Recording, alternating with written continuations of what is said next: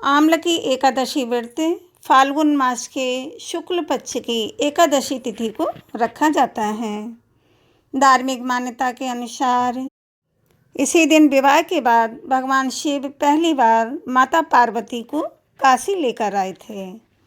इसीलिए इस दिन व्रत रखने और रंग भरी एकादशी की कथा का पाठ करने से भक्तों की मनोकामनाएं पूर्ण होती हैं और घर में सुख समृद्धि का वास होता है।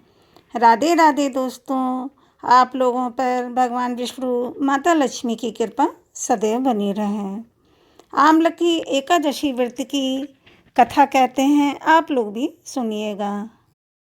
प्राचीन काल में चैत्ररथ नाम का चंद्रवंशी राजा राज्य करता था। वह अत्यंत विद्वान तथा धर्मी था। उस नगर में कोई भी व्यक्ति दरिद्र व कंजूस नहीं था। सभी नगरवासी विष्णु भक्त थे और राज्य के सभी लोग एकादशी का व्रत किया करते थे। एक समय फाल्गुन मास के शुक्ल पक्ष की आम्ल की एकादशी आई। उस दिन राजा, प्रजा तथा बाल वृद्ध सबने हर्षपूर्वक एकादशी का व्रत किया। रात के समय वहाँ एक बहेलिया आया जो अत्यंत पापी और दुराचारी था। वह अपने कुटुंब का पालन जीव हत्या करके किया करता था और भूख और प्यास से अत्यंत व्याकुल होकर बहेलिया इस जागरण को देखने के लिए मंदिर के एक कोने में बैठ गया वह और विष्णु भगवान तथा एकादशी महात्म्य की कथा सुनने लगा। इस प्रकार अन्य मनुष्यों की भांति उसने भी सारी रात जागकर बिता दी।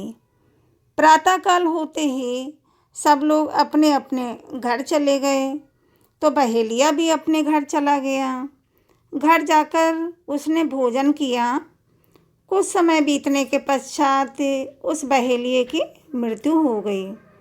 मगर उस आम्ल की एकादशी के व्रत तथा जागरण के प्रभाव से उसने राजा विदुरथ के घर जन्म लिया और उसका नाम वसुरथ रखा गया। युवा होने पर वह चतुरंगिनी सेना के सहित तथा धन धान्य से युक्त होकर 10,000 ग्रामों का पालन करने लगा। वह तेज में सूर्य के समान, कांति में चंद्रमा के समान और वीरता में भगवान विष्णु के समान था और क्षमा में पृथ्वी के समान था। वह अत्यंत धार्मिक, सत्यवादी और कर्मवीर और विष्णु भक्त था। वह प्रजा का समान भाव से पालन भी करता था। दान देना तो उसका नित्य कर्तव्य था। एक दिन राजा शिकार खेलने के लिए गया। दैव योग से वह मार्ग भूल गया और दिशा ज्ञान न रहने के कारण उसी वन में एक वृक्ष के नीचे सो गया। थोड़ी देर बाद पहाड़ी म्लेच्छ वहाँ पर आ गए और राजा को अकेला देखकर मारो मारो शब्द करते हुए राजा की ओर दौड़ पड़े। म्लेच्छ कहने लगे कि इसी दुष्ट राजा ने हमारे माता, पिता, पुत्र, पौत्र आदि अनेक संबंधियों को मारा है तथा देश से निकाल दिया है, अतः इसको अवश्य मारना चाहिए। ऐसा कहकर वे म्लेच्छ उस राजा को मारने दौड़े और अनेक प्रकार के अस्त्र शस्त्र उसके ऊपर फेंके। वे सब अस्त्र शस्त्र राजा के शरीर पर गिरते ही नष्ट हो जाते थे और उनका वार पुष्प के समान प्रतीत होता था।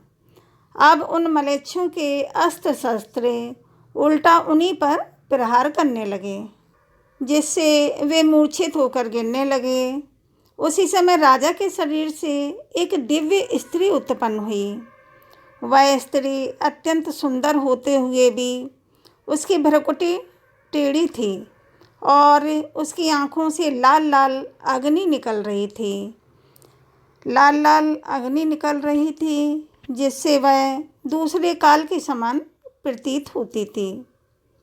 वह स्त्री मलेच्छों को मारने दौड़ी और थोड़ी ही देर में उसने सब मलेच्छों को काल के गाल में पहुंचा दिया। जब राजा सोकर उठा तो उसने देखा कि सारे मलेच्छों को मरा हुआ देखकर सोचा कि इन शत्रुओं को किसने मारा है, और वह सोचने लगा कि मैं तो सो गया था, फिर इन मलेच्छों को मरा हुआ देखकर इन शत्रुओं को किसने मारा है, यही उसके मन में बार बार विचार आ रहे थे। इस वन में मेरा कौन हितैषी रहता है, वह ऐसा विचार कर ही रहा था कि आकाशवाणी हुई, हे राजा, इस संसार में विष्णु भगवान के अतिरिक्त कौन तेरी सहायता कर सकता है। इस आकाशवाणी को सुनकर राजा अपने राज्य में आ गया और सुखपूर्वक राज्य करने लगा। बोलो विष्णु भगवान लक्ष्मी माता की जय। वीडियो को लाइक करें, शेयर करें और चैनल को सब्सक्राइब अवश्य करें, जिससे आपको मेरी आने वाली सारी वीडियो दिखेंगी। राधे राधे दोस्तों।